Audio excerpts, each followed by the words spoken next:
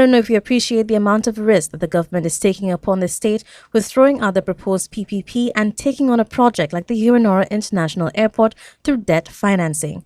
First of all, projects such as these are prone to large cost variations. This is exactly why international partners like the IMF advise that we not take on more debt with such a large project.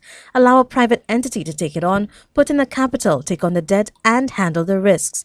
The last major expansion of the Hewanorra International Airport was in 1993, or 25 years ago. At that time, the airport design capacity was 1 million passengers per annum. In 2017, the Hewanorra International Airport handled 716,000 passengers compared to George F. L. Charles's 197,000.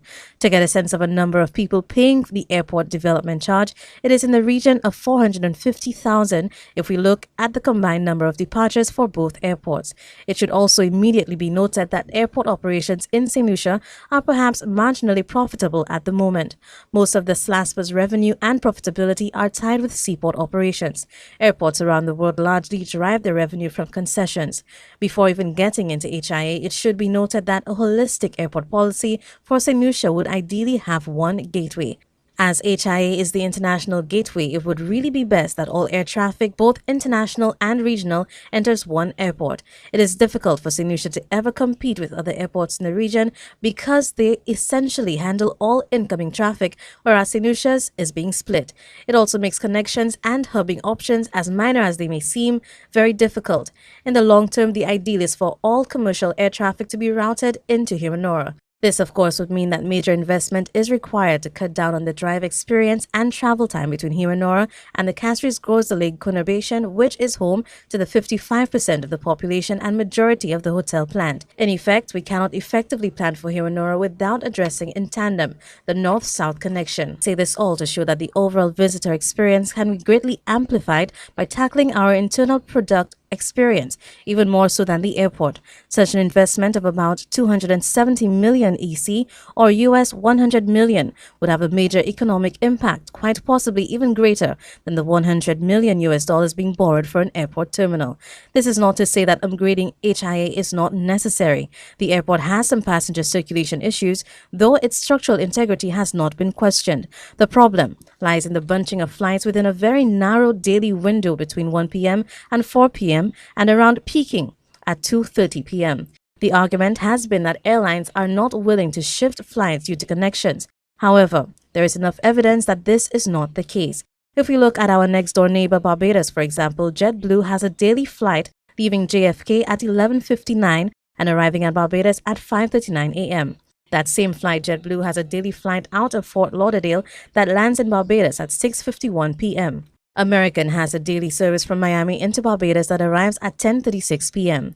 The approach we are applying is building a much larger facility without seeing how we can maximize off-peak times. In my opinion, we should explore more off-peak airlift. This can be done through charges of peak and off-peak use, engaging hotels so that they can have a more relaxed check-in, check-out times, and ensuring we have a safer nighttime drive from the airport to the north. In the meantime, airport improvements can be made into technological upgrades such as queue terminals, hotel check-in services, revising procedures at immigration, better navigational aids for flights, expansion of the parking apron in front of the terminal to accommodate another number 2 mid-size aircraft. But let's return to what we know of the current proposal. It has been indicated that the estimated project cost, as stated by government, is US $175 million, or the equivalent of $475 million, that is in EC. The government originally wanted a US $150 million loan from Taiwan for the airport. This cannot be how we do business of the state, particularly dealing with such a mega project with such major international implications. And also remember that the current airlift charge being applied by the government is now $98 US, comprised of $35 US airport development charge and a $63 US departure tax, or $38 US more than what was being proposed as the airport charge under the PPP. Government would have been and is still better off sticking to the PPP for the airport and concentrating on getting concessionary loans to tackle other major and pressing issues like the North-South link and water infrastructure. I don't mention renewables, education, and healthcare because foreign donors and multilateral financial institutions are already more willing to provide grants and concessionary loans for these. It is not too late to rethink this folly. At the very least, we should demand a full feasibility study prior to the commencement of this massive, risky undertaking.